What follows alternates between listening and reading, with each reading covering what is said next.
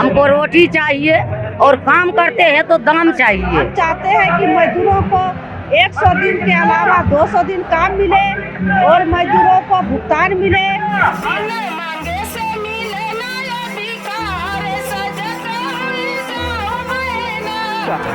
Account में पैसा नहीं घुसता, पंचायत को बोलता है, पंचायत भी बोलते हैं नहीं घुसा तो हम लोग क्या करेगा।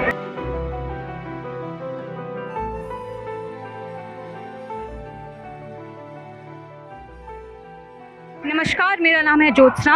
आज हम गांव कनेक्शन से जंतर मंतर पर आए हुए हैं। यहां पर मनरेगा के मजदूर कई राज्यों से आकर प्रोटेस्ट कर रहे हैं। देखा जाए तो फाइनेंशियल ईयर 2020 और 2021 में 73,000 करोड़ का बजट मनरेगा के लिए एलोकेट किया गया था और उसमें 25,000 करोड़ और बाद में जोड़े गए थे। और इस साल का फाइनेंशियल बजट कहता है कि मनरेगा में फिर 73,000 करोड़ वो खर्च करेंगे, जिसमें से कई पिछले साल का बकाया पैसा रह गया है मजदूरों का, जो उन्हें वापस करना है। और मजदूर ये कह रहे हैं कि इतने से कम बजट में, जबकि मनरेगा की मांग बढ़ रही है हर राज्य में, ये बजट उनके लिए काफ़ी नहीं है और उनकी पेमेंट कई महीनों से अटकी हुई है।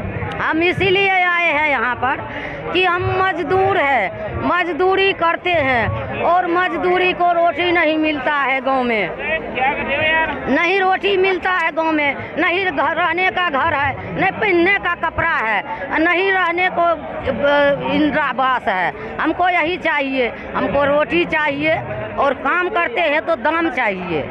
साल भर से काम किए हैं, 6 महीना से इधर काम बंद है और काम के बाद किसी को 1 रुपया नहीं मिले हैं।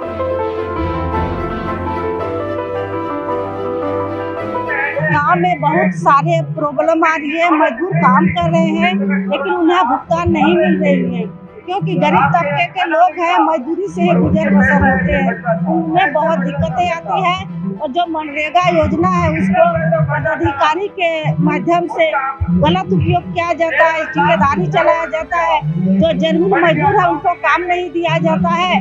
सब पदाधिकारी मिलकर जो ठेकेदारी है उनका काम ज्यादा होता है और मजदूर को काम नहीं दिया जाता है। अगर कुछ काम भी मजदूरों को मिलता है उन्हें भुगतान नहीं दिया जाता है।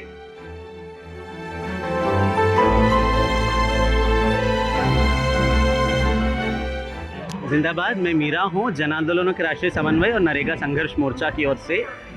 जैसे कि आप देख रहे हैं, यहाँ पर आज, कल और परसों 3 दिन एक देशव्यापी धरना का आयोजन किया गया है। नरेगा संघर्ष मोर्चा एक नेशनल अलायंस है जिसमें बहुत सारे मजदूर संगठन और अलग अलग राज्यों में खासकर नरेगा पर फोकस करते हुए जो संगठन और साथी काम कर रहे हैं, वो सभी यहाँ पर एकत्रित हुए हैं मुख्य रूप से इस बात को उठाने के लिए कि जो कानून इतने संघर्ष के बाद 2005 में पारित हुआ और जिसमें एक ऐतिहासिक रूप से 100 दिन का कम से कम न्यूनतम काम मिलना चाहिए हर एक व्यक्ति जो मांग करते हैं, ये गारंटी था और उनको वो पेमेंट मिलना चाहिए। और अगर पेमेंट नहीं मिलता तो उनका वो डिले के लिए जो भरपाई भी मिलना चाहिए। हम अभी देख रहे हैं कि 15 राज्यों को पेमेंट्स पेंडिंग है, लगभग पूरे देश में 10,000 करोड़ रुपए का पेमेंट्स पेंडिंग है।